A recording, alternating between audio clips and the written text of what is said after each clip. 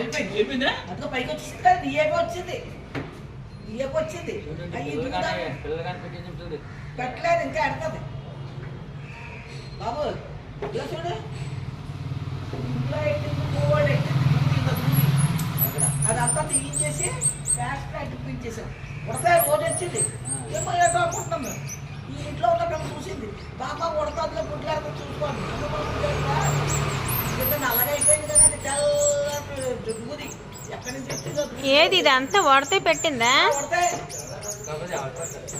పీకిమంటే పిల్లలు ఉన్నాయేమో ఏ సౌండ్ వస్తుంది అదే